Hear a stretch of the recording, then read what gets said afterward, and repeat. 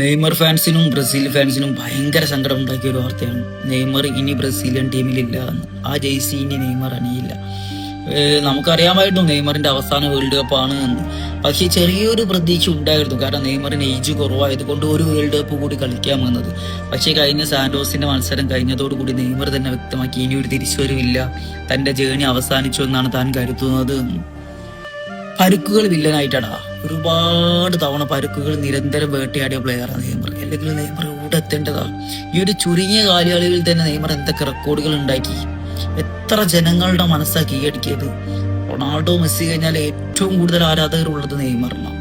കക്ക കഴിഞ്ഞിട്ട് ബ്രസീലിന് കിട്ടിയൊരു നിധി, ബ്രസീലിന്റെ ലെജൻഡ് നെയ്മർ. റൊണാൾഡോ, മെസ്സി കഴിഞ്ഞിട്ട് നമ്മൾ നെയ്മറെ പറയുന്നു. ഒരു പക്ഷേ പരുക്കുകൾ വില്ലനായില്ലായിരുന്നെങ്കിൽ റൊണാൾഡോ, മെസ്സി, നെയ്മർ നമ്മൾ ഒരുമിച്ച് പറയേണ്ട അവസ്ഥ വരുമായിരുന്നു. ആ ലെവല് പ്ലെയർ ആടാ നെയ്മർ. ഭാഗ്യമില്ലാതെ ആയി പോയതാണ്. പക്ഷെ എപ്പോഴും ചെറിയൊരു പ്രതീക്ഷ വെക്കുന്നുണ്ട്. വേൾഡ് കപ്പ് ആകുമ്പോൾ നെയ്മർ തിരിച്ചു വരും. ഇനി ഇഞ്ചുറീസും കാര്യങ്ങളൊന്നും ഇല്ലാതെ ഇരിക്കട്ടെ, ക്ലബിൽ നല്ല കളികൾ കാഴ്ചവെക്കാൻ പറ്റട്ടെ.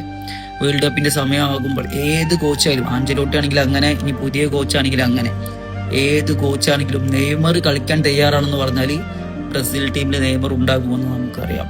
മെസ്സി വിരമിച്ചിട്ട് തിരിച്ചു വന്നത് നമ്മൾ കണ്ടതാണ്. അതുപോലെ നെയ്മറുടെ ഒരു തിരിച്ചുവരവും നമ്മൾ ആഗ്രഹിക്കുന്നുണ്ട്. ഫുട്ബോൾ ലോകം ആഗ്രഹിക്കുന്നുണ്ട്.